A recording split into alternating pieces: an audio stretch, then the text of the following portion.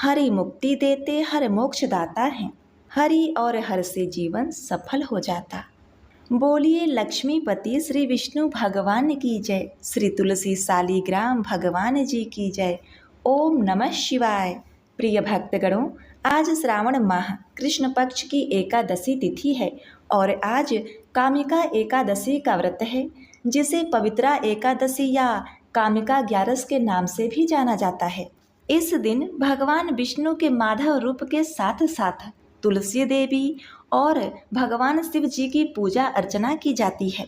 प्रिय भक्तगणों, आज ध्रुव योग, शिववास योग, सर्वार्थ सिद्धि योग, बालव और कौलव नामक जैसे दुर्लभ योग बन रहे हैं, जिसमें शिव जी माता पार्वती के साथ कैलाश पर्वत पर विराजमान होंगे तथा इस योग में भगवान विष्णु और माता लक्ष्मी का पूजन करने से अक्षय पुण्य फल की प्राप्ति होती है। घर परिवार में सुख समृद्धि और खुशहाली आती है। इस कामिका एकादशी का व्रत करने एवं व्रत कथा को सुनने से सहस्त्रों जन्मों के पापों का नाश होता है। इस व्रत के प्रभाव से अश्वमेघ यज्ञ करने के बराबर पुण्य फल की प्राप्ति होती है। कई पवित्र तीर्थ काशी तथा कुरुक्षेत्र में स्नान करने से भी 1000 गुना अधिक अनंत पुण्य फल की प्राप्ति होती है।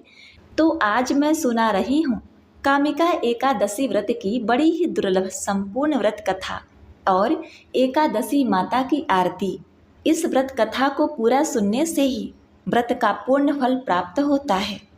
एक बार अर्जुन ने भगवान श्री कृष्ण से कहा, हे भगवान, हे मधुसूदन, आप मुझे कृपा करके श्रावण मास एकादशी का क्या नाम है, उसकी विधि क्या है, इसमें कौन से देवता की पूजा होती है तथा इसका व्रत करने से मनुष्य को कौन सा फल मिलता है, यह बतलाने की कृपा करिए।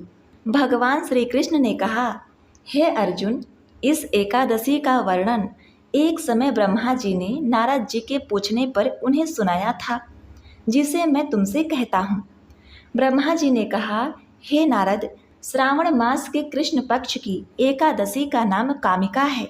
इसके महालय और कथा को सुनने मात्र से ही अनंत फल की प्राप्ति होती है। इस दिन शंख चक्र गदा पद्मधारी श्री विष्णु भगवान की हरि माधव मधुसूदन आदि नामों से पूजा की जाती है। इस दिन गंगा, काशी, नैमिषारण्य और पुष्कर स्नान के फल से अधिक विष्णु भगवान की पूजन का फल प्राप्त होता है। जो पुण्य फल सूर्य और चंद्र ग्रहण पर, कुरुक्षेत्र और काशी में स्नान करने से, भूमि दान देने से, सिंह राशि के बृहस्पति में गोदावरी और गंडकी नदी में स्नान करने से प्राप्त होता है, वही फल इस दिन भगवान विष्णु के पूजन करने एवं एकादशी व्रत रखने से मिलता है। श्रावण मास की इस एकादशी के दिन भगवान का पूजन करने से देवता, गंधर्व और सूर्य आदि सब पूजित हो जाते हैं। अतः पापों को नष्ट करने के लिए मनुष्य को कामिका एकादशी का व्रत और विष्णु भगवान का पूजन, कथा का श्रवण इस मास में अवश्य करना चाहिए। जो भक्त लोग कामिका एकादशी के व्रत में विश्वास करते हैं और इसके साथ विष्णु पूजन भी करते हैं, तो व्रत के प्रभाव से उनके सब देवों, किन्नरों, नागों, पितरों का पूजन हो जाता है। इसलिए मनुष्य को पापों से मुक्ति पाने के लिए यह व्रत नियमानुसार व विधि पूर्वक करना चाहिए। भगवान विष्णु ने स्वयं बताया है कि अध्यात्म विद्या से जो पुण्य मनुष्यों को प्राप्त होता है, उससे अधिक पुण्य तो कामिका एकादशी के व्रत से मिल जाता है। यह व्रत मनुष्य को मरते समय नरक में जाने से बचाता है। इसके पुण्य प्रभाव से कुयोनि भी नहीं मिलती। जो व्रती इस एकादशी का व्रत करते हुए भक्ति पूर्वक तुलसी दल विष्णु भगवान को अर्पित करते हैं, वे पापों से दूर हो जाते हैं। श्री विष्णु भगवान रत्न, मोती, मणि तथा आभूषण आदि से इतने प्रसन्न नहीं होते जितने तुलसी दल से होते हैं। तुलसी दल पूजन का फल 4 भार चांदी और 1 भार स्वर्ण के बराबर माना जाता है। ब्रह्मा जी बोले, हे नारद, मैं स्वयं भगवान की अति प्रिय तुलसी को सदैव नमस्कार करता हूँ। तुलसी को सींचने से मनुष्य की सब यातनाएं नष्ट हो जाती हैं। तुलसी के दर्शन मात्र से ही मानव के सब दुखों का विनाश हो जाता है और इस दिन शरीर से तुलसी के स्पर्श करने से मनुष्य शुद्ध हो जाता है। तुलसी जल के स्नान से प्राणी के समस्त बाधाएं और यातनाएं समाप्त हो जाती हैं। जो श्रद्धा पूर्वक भगवान के चरणों में तुलसी अर्पित करता है वह भव सागर से मुक्त हो जाता है। कामिका एकादशी को रात्रि जागरण करने व दीपदान करने वालों को प्राप्त पुण्य का वर्णन करने में स्वयं कामिका एकादशी व्रत के दिन प्रभु के समक्ष दीप जलाने वाले के पितर उस दिन स्वर्ग को जाते हैं। उन्हें स्वर्ग जाने पर हजारों दीपों की रोशनी प्राप्त होती है। ब्रह्मा जी कहते हैं, हे नारद, ब्रह्म हत्या तथा भ्रूण हत्या आदि पापों से नष्ट करने वाली इस कामिका एकादशी का व्रत मनुष्य को यत्न के साथ करना चाहिए। कामिका एकादशी के व्रत महालय को श्रद्धा से पढ़ने या सुनने वाला मनुष्य सब पापों से छूटकर विष्णु लोक को जाता है। अब मैं तुम्हें कामिका एकादशी का वह व्रत कहता हूँ जिसे सुनने से मनुष्य के सभी पापों का हरण होता है। प्राचीन काल में पुष्कर क्षेत्र में एक गांव में एक वीर साहूकार रहा करता था। एक दिन किसी कारणवश उसकी ब्राह्मण से हाथापाई हो गई और इस दौरान उससे ब्राह्मण की मृत्यु हो गई। अपने हाथों मारे गए उस ब्राह्मण की अंतिम संस्कार उस क्षत्रिय ने करने चाहे, परंतु पंडितों ने उसे अंतिम क्रिया में शामिल होने से मना कर दिया। अब इस प्रकार अनजाने में ही उस ब्राह्मण की हत्या करने से उस साहूकार को बड़ा भारी पाप लगता है और इस प्रकार वह ब्राह्मण ब्रह्म राक्षस बन जाता है तथा हर दिन उस साहूकार को अनेकानेक प्रकार से उसे प्रेत बनकर डराया करता था। अब इस प्रकार इन सब चीज़ों से वह साहूकार बड़ा ही दुखित होता है तथा उसका शरीर दिन पर दिन कृशकाय होने लगा।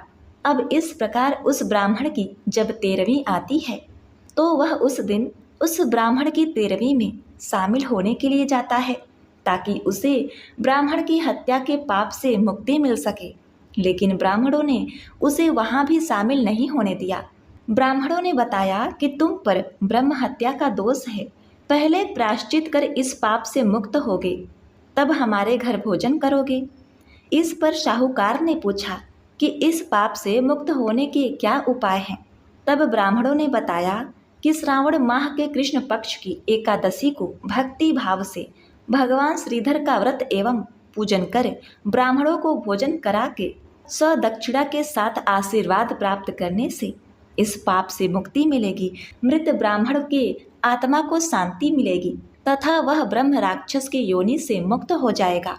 अब पंडितों के बताए हुए तरीकों पर उस साहूकार ने कामिका एकादशी का व्रत रखा और रात में भगवान श्री विष्णु का जागरण किया और उस रात साहूकार भगवान की मूर्ति के पास ही सो गया। भगवान विष्णु ने उसके सपने में दर्शन दिए और उसे उसके पापों से मुक्ति दिलाई। अंत में भगवान ने उसे क्षमा किया। हे नारद, इससे पहले यह कथा महर्षि वशिष्ठ ने राजा दिलीप को सुनाई थी। अतः जो कोई व्यक्ति इस दिन श्रद्धा पूर्वक कामिका एकादशी की महिमा सुनता है उसे अपार धन मिलता है और अनजाने में किए पापों से मुक्ति मिलती है। तो बोलिए श्री लक्ष्मीपति विष्णु भगवान की जय, श्री तुलसी शालिग्राम भगवान जी की जय। प्रिय भक्तगणों, इस दिन बाके बिहारी जी और तुलसी जी की कथा को सुने बिना यह व्रत पूर्ण नहीं माना जाता। इसलिए अब आइए श्रवण करते हैं बड़ी ही दुर्लभ कथा। तो इस कथा को पूरा सुनिएगा। यह एक सच्ची घटना है। बरसाना में श्री राधा जी का एक मंदिर है जिसके पास एक सेठ जी रहा करते थे। सेठ जी बहुत ही संपन्न थे। उनके पास सब कुछ था, आलीशान दुकान, भव्य भवन, 3 बेटे और 3 बहुएं। सेठ जी यूँ तो हर तरीके से साधन संपन्न थे, लेकिन फिर भी उनके मन में बड़ा दुख था। उन्हें लगता था कि अगर उनकी पुत्री होती तो वे अपने मन की सारी बात अपनी पुत्री को बताते और पुत्री को बहुत दुलार करते। अब कुछ समय पहले ही सेठ जी की पत्नी का देहांत हो गया था, इसलिए सेठ जी बहुत ही अकेलापन महसूस करते थे। सेठ जी हमेशा अपने घर के पास स्थित मंदिर में श्री राधा जी के दर्शन के जाया करते थे। एक दिन जब सेठ जी मंदिर में श्री राधा जी के दर्शन करने गए उस दिन मंदिर में एक संत पधारे थे। सेठ जी को कुछ उदास देखकर संत ने सेठ जी से पूछा, उदास क्यों हो बेटा? सेठ जी बोले, महाराज मेरी कोई बेटी नहीं है, इसलिए मैं उदास हूँ। संत मुस्कुराए और बोले, यदि जीवन में किसी का अभाव है तो उसकी जगह भगवान को बिठा लेना चाहिए। सेठ जी बोले, महाराज मेरे तो कोई बेटी नहीं है, तो मुझे क्या करना चाहिए? संत बोले, अरे सेठ, जब तुम्हें बरसाना का वास मिला है तो तुम बरसाने की बेटी श्री राधा जी को अपनी बेटी क्यों नहीं मान लेते? संत की बात सेठ जी को बहुत पसंद आई। उसी दिन सेठ जी ने श्री राधा जी का एक बड़ा चित्र मंगवाया और उसे अपने कमरे में लगा दिया। अब तो सेठ जी का जीवन ही बदल गया। वे उठते बैठते सोते जागते श्री राधा जी को अपनी बेटी मानकर उनसे बातें करने लगे। उन्हें अपनी पुत्री को हर बात बताने में बहुत आनंद आता था। सेठ जी की राधा जी में ऐसी लगन लगी कि जब भी वे दुकान जाते तो श्री राधा जी को भोग लगाकर प्रसाद पाकर ही जाते थे। शाम को लौटते तो राधा जी को प्रणाम करते, उससे बातें करते और भोग लगाकर फिर प्रसाद ग्रहण करते और हर समय श्री राधा जी के राधा कीर्तन किया करते और हर समय प्रसन्नचित्त रहते थे। जब भी सेठ जी से कोई उनका परिचय पूछता तो सेठ जी कहते, 3 बहू बेटे घर में सुख सुविधा है पूरी, संपत्ति भरी भवन में नहीं रहती कोई मजबूरी, कृष्ण कृपा से जीवन पथ में आती ना कोई बाधा, मैं बड़भागी पिता हूँ मेरी बेटी है श्री राधा। एक दिन सेठ जी के घर में चूड़ी पहनाने वाली मनिहारिन आई। तीनों बहुओं ने बारी बारी से आकर मनिहारिन से चूड़ियाँ पहन ली। श्री राधा जी को लगा कि आज हमारे पिता के घर में चूड़ी पहनाने वाली आई है तो मैं भी जाकर चूड़ियाँ पहन लेती हूँ। जैसे ही तीनों बहुएं चूड़ियाँ पहन कर गईं, श्री राधा जी प्रकट हो गईं। मनिहारिन ने जब राधा जी का रूप देखा तो वह उन्हें देखते ही रह गई। राधा जी बोली, मुझे भी चूड़ी पहनाओ। मनिहारिन ने समझा कि इसके घर में कोई मेहमान आया होगा। यह सोचकर मनिहारिन ने राधा जी को चूड़ियाँ पहना दी। श्री राधा जी चूड़ियाँ पहनकर एक ओट में जाकर अंतर ध्यान हो गईं। सभी को चूड़ियाँ पहनाकर मनिहारिन हमेशा की तरह चूड़ियों का पैसा लेने सेठ जी की दुकान पर चली गई। मनिहारिन को देखते ही सेठ बोले, घर पर चूड़ियाँ पहना गई थी, यह लो तुम्हारे पैसे। सेठ जी ने मनिहारिन को हर बार के जितने ही पैसे दिए। मनिहारिन बोली, सेठ जी इस बार मैं ज़्यादा पैसे लूँगी। मैंने आपके घर में 3 जनों को नहीं बल्कि 4 जनों को चूड़ियाँ पहनाई है। सेठ जी बोले, हमारे घर में 3 बहुओं के अलावा चौथी तो कोई है ही नहीं। मनिहारिन बोली, यह मैं नहीं जानती, लेकिन चूड़ी मैंने तो 4 को ही पहनाई है। सेठ जी बोले कि बाकी के पैसे मैं पहले घर में पता कर आऊँगा, उसके बाद दूंगा। मनिहारिन बोली, ठीक है, आप घर में पता कर लीजिए। यह कहकर मनिहारिन चली गई। शाम को सेठ जी घर पर पहुँचे। उन्होंने घर में मनिहारिन के बारे में पूछा। उनकी बहुओं ने कहा कि केवल हम तीनों ने ही चूड़ियाँ पहनी थी।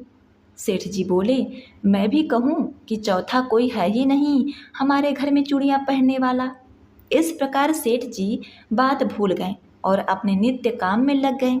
सेठ जी राधा राधा बोलते बोलते श्री राधा जी को प्रसाद का भोग लगाकर भोजन करके सो गए। जब सेठ जी को नींद आ गई तो उनके स्वप्न में श्री राधा जी प्रकट हो गईं। राधा जी बहुत उदास थीं, उनकी आंखों में आंसू थे। सेठ जी ने पूछा, बेटी उदास क्यों हो? श्री राधा जी बोली, आज मेरा मन बहुत दुखी है। मैंने आज अपने पिता का घर समझकर यहाँ उस मनिहारिन से चूड़ियाँ पहनी थीं, लेकिन पिताजी आपने उस मनिहारिन को मेरी चूड़ियों का मोल नहीं चुकाया। पिताजी आपने मुझे बेटी तो बना लिया, परंतु आपको मेरी याद नहीं आई, आपने मुझे भुला दिया, इससे मैं बहुत दुखी हूँ। यह सुनकर सेठ जी सपने में ही रोने लगे और बोले, बेटी मुझे क्षमा कर दो, मुझसे बहुत बड़ी भूल हो गई।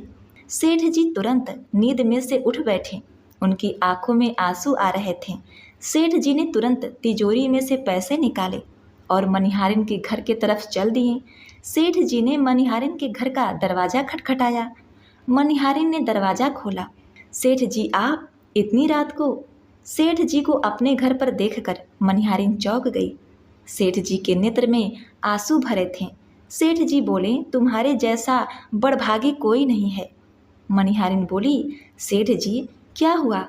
सेठ जी बोले, मैंने राधा जी को अपनी बेटी बनाया, परंतु मैंने उन्हें कभी अपने नेत्रों से नहीं देखा, लेकिन तुमने आज उन्हीं राधा जी को अपने हाथों से चूड़ियाँ पहनाई है। आज तुम्हारे जितना भाग्यशाली इस धरती पर कोई नहीं है।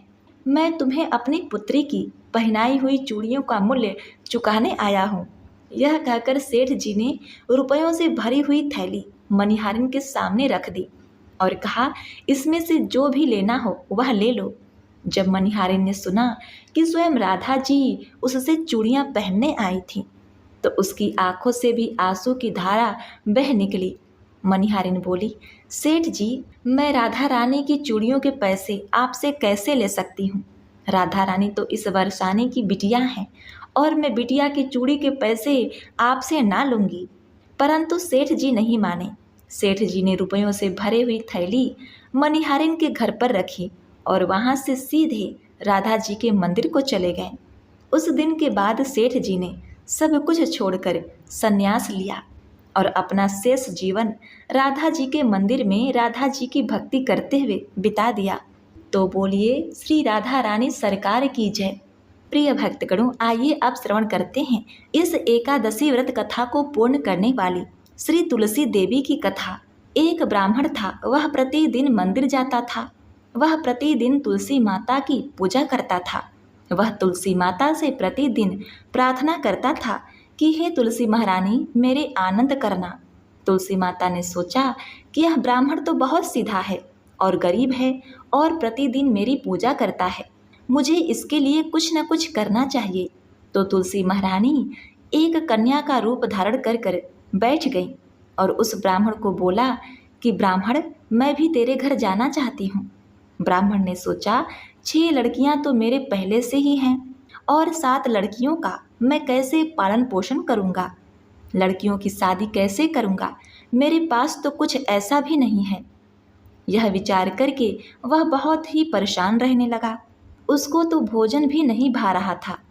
उसकी स्त्री ने कहा, क्या बात है, आजकल आप बहुत दुखी रहने लगे हैं। तो इस पर ब्राह्मण बोला कि मैं मंदिर जाता हूँ, वहाँ पर एक छोटी सी सुंदर सी कन्या बैठी है और वह कहती है कि ब्राह्मण, मैं आपके घर आऊँगी। उसकी पत्नी बोली, अरे इसमें परेशान होने की क्या बात है, आ रही हैं तो आने दो। ब्राह्मण बोला कि पहले से अपने 6 बेटियां हैं, उनकी भी अपने को शादी करवानी है। तो इस पर ब्राह्मणी बोली कि अरे ये कोई बात नहीं, अपनी 6 लड़कियों की शादी करवाएंगे, वैसे 7वीं का भी करवा देंगे, अपने 7 लड़कियों की शादी साथ में करवा देंगे। अब अगले दिन जब ब्राह्मण मंदिर गया तो उस छोटी कन्या ने पूछा, ब्राह्मण, मैं आपके साथ घर आऊँगी? तो ब्राह्मण बोला, हाँ बेटी चल। उसको वह घर लेकर आ गया। तुलसी माता के कन्या रूप में ब्राह्मण के घर आने से ब्राह्मण के घर बहुत ही आनंद हो गया। घर में लक्ष्मी की बारिश होने लगी।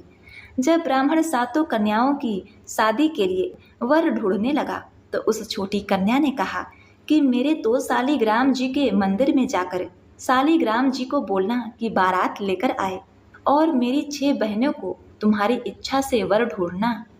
अब तुलसी महारानी की दया से ब्राह्मण के घर में सब प्रकार के जेवर और वस्त्र सब तैयार हो गए और बड़े ही धूमधाम से उसकी 6 बेटियों का विवाह हुआ। तब ब्राह्मण ने उस कन्या का विवाह श्री शालीग्राम जी से करवाया और अत्यंत ही परम गति को प्राप्त किया। तो बोलिए श्री तुलसी महारानी की जय। ओम नमो भगवते वासुदेवाय नमः। जय श्री कृष्ण, जय श्री कृष्ण। ओम नमः शिवाय। प्रिय भक्तगणों, अब आइए सुनते हैं एकादशी माता की कथा और आरती। इसके सुनने के बाद यह व्रत कथा पूर्ण हो जाएगी। एक बार एक बूढ़ी माँ ने एकादशी का व्रत रखा। बड़ा ही भाव भक्ति से पूजा अर्चना की। उन्हें वृद्धावस्था में क्या बाधा थी, वो तो अपने पुत्र पौत्रों की सुख सुविधा के लिए व्रत किया करती थी। वे दिन भर तो जरा कठोर मन करके अपनी प्यास को रोके रहीं और दिन में ब्राह्मणों को मिट्टी के पात्र में भरकर पानी और ऋतु फल दान दिए। दोना भर भर के चीनी और दही वितरण किया। उन्हें गर्मी के कारण बहुत बेचैनी हो रही थी। इस कारण वे बहुत देर तक पानी में पड़ी रहीं, मुंह धोती रहीं। तब कहीं थोड़ा बहुत धैर्य बंध पाया। धूप तो तेज पड़ ही रही थी, इस कारण बार बार मुंह सूख रहा था। बहुत बेचैनी हो रही थी। एक तो बुढ़ापा और दूसरा यह भयंकर गर्मी। वृद्धावस्था की स्थिति तो कुछ दूसरे ही प्रकार की होती है। जैसे तैसे रो धो करके दिन कट पाया। अब पहाड़ सी रात सामने थी। उनका कटना बड़ा ही कठिन दिखाई दे रहा था। खटिया पर पड़े पड़े शांति नहीं मिल रही थी। वे बार बार करवट बदल रही थी। अनेक बार वे बाहर जाती और भीतर आती। उन्हें घर के अंदर शांति नहीं थी। वे खटिया पर पड़ी पड़ी एकादशी माता का स्मरण करती रहीं। वे कहती रहीं कि हे माता जी, आप मेरी लाज रखिएगा, आप ही मुझे शांति दे दीजिएगा, जिससे मैं यह व्रत कर सकूं और यह पहाड़ सी रात शांति पूर्वक व्यतीत हो सके। प्यास के कारण बूढ़ी माँ की बेचैनी तो बढ़ ही रही थी। उन्होंने धैर्य रखने का बहुत प्रयास किया, किंतु सहनशीलता की सीमा टूट गई और वे घबराकर एकदम चिल्ला उठी। बोली कि बचाओ बचाओ। अम्मा का चिल्लाना सुनकर परिवार भर के नर नारी, बच्चे और पड़ोसी एकत्रित होकर बूढ़ी अम्मा के खटिया के समीप पहुंच गए। सबने पूछा कि अम्मा, आपको क्या हुआ? आप क्यों चिल्ला रही हैं? आप इस वृद्धा अवस्था में यह कठिन व्रत क्यों कर रही हैं? अम्मा जी, शक्ति से ही भक्ति होती है। थोड़े ही देर में वे फिर से बोली कि अरे, मेरे प्राण निकले ही जा रहे हैं, मेरी छाती पर ठंडे पानी का घड़ा रख। अब नातियों ने दादी की छाती पर ठंडे पानी का पात्र रख दिया। तब उन्हें कहीं थोड़ा बहुत आराम मिला और थोड़ी देर के लिए उन्होंने अपनी आंखें बंद कर ली। अब एकादशी माता ने सोचा कि यह बूढ़ी अम्मा है तो बहुत कठोर, जरा जाकर उसकी परीक्षा लेनी चाहिए। वे आधी रात को मुर्गा बनकर टेर लगाने लगी। मुर्गा की आवाज सुनकर दादी जल्दी से उठी और बाहर जाकर आसमान की ओर देखा। किंतु आसमान में कहीं उन्हें प्रातःकालीन तारा नजर नहीं आया। वे सोचने लगी, यह मुर्गा क्यों और कैसे बोल गया? उन्हें प्यास तो लग ही रही थी। थोड़ा बहुत उनका मन भी विचलित हो गया था। अंत में उन्होंने दृढ़ निश्चय कर लिया कि मैं अब व्रत को पूर्ण करके ही छोड़ूंगी, चाहे भले ही मेरे प्राण क्यों न निकल जाएं। यह सोचकर फिर वे खटिया पर शिथिल होकर लेट गईं। थोड़ी देर में एकादशी माता ने उनकी फिर से परीक्षा लेनी चाहिए। एक छोटी सी बालिका एक गिलास में शरबत लेकर उनके सिरहाने आकर खड़ी हो गई और जोर से बोली, दादी जी, सवेरा हो गया है, आप हाथ मुंह धोकर शरबत पी लीजिए। पहले तो शरबत का गिलास देखकर उनका मन मचल उठा, किंतु अचानक व्रत का स्मरण हो आया और उन्होंने सोचा कि मैं किसी भी प्रकार से अभी शरबत नहीं पी सकती हूँ, और वे शांति पूर्वक अपनी खटिया पर लेट गईं। फिर थोड़ी ही देर में उन्हें ऐसा लगा जैसे किसी ने उन्हें पानी के कुएं में पलट दिया हो। वे बड़ी देर तक हाथ पैर चलाती रहीं, किंतु उन्होंने अपने मुंह में एक बूंद भी पानी जाने नहीं दिया। वे दृढ़ता पूर्वक अपना व्रत पालन करती रहीं। थोड़ी देर में न जाने कहां से सामने आग जलने लगी, जिससे भारी गर्मी बढ़ने लगी। प्यास के कारण प्राण निकलने लगे, किंतु बूढ़ी अम्मा का कुछ भी नहीं बिगड़ पाया। वे जहां की तहां मुस्कुराती हुई बैठी रहीं। थोड़ी ही देर में बाहर प्रकाश दिखाई देने लगा। ऐसा लगा जैसे सवेरा हो गया हो। बूढ़ी अम्मा ने जब बाहर निकलकर देखा तो समझ गई अभी सवेरा होने में 3-4 घंटे की देरी है। यह जानकर वे शांति पूर्वक इधर उधर घूमने लगी। फिर एकादशी माता यह बात अच्छी तरह से समझ गई कि यह बूढ़ी अम्मा किसी भी प्रकार से अपने व्रत से नहीं टल सकती है। वे उनके सत्य व्रत को अच्छी तरह से समझ गईं। अब सवेरा होते ही बूढ़ी माता ने स्नान किया, भगवान का पूजा पाठ किया, एकादशी की कथा सुनी, ब्राह्मणों को दक्षिणा देकर भोजन कराया। तब कहीं उन्होंने व्रत का पारण करके जल ग्रहण किया। कन्याओं को भोज कराने के बाद अम्मा ने स्वयं भोजन किया। उस श्रेष्ठ व्रत के प्रभाव से बूढ़ी अम्मा की आयु में वृद्धि हो गई। उनका घर परिवार हरा भरा हो गया। अब उनको कोई अभाव न रहा। वे हर तरह से सुख साधनों से संपन्न हो गईं। नाती नातिन से उनका घर भर गया और वे उसी दिन से 12 महीने की एकादशी का व्रत करने लगी।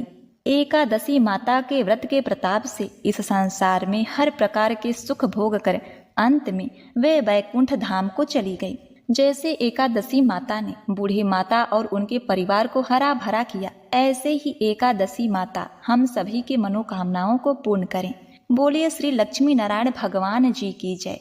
ओम जय एकादशी जय एकादशी जय एकादशी माता। विष्णु पूजा व्रत को धारण कर शक्ति मुक्ति पाता। ओम जय एकादशी माता। विष्णु पूजा व्रत को धारण कर शक्ति मुक्ति पाता। तेरे नाम गिनाओ देवी भक्ति प्रदान करनी।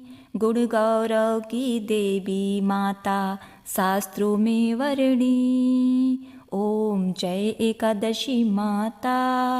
विष्णु पूजा व्रत को धारण कर शक्ति मुक्ति पाता। मार्गशीर्ष के कृष्ण पक्ष में उत्पन्ना होती। शुक्ल पक्ष में मोक्षदायिनी पापों को धोती। ओम जय एकादशी माता। विष्णु पूजा व्रत को धारण कर शक्ति मुक्ति पाता। पौष मास के कृष्ण पक्ष को सफला नाम कहे।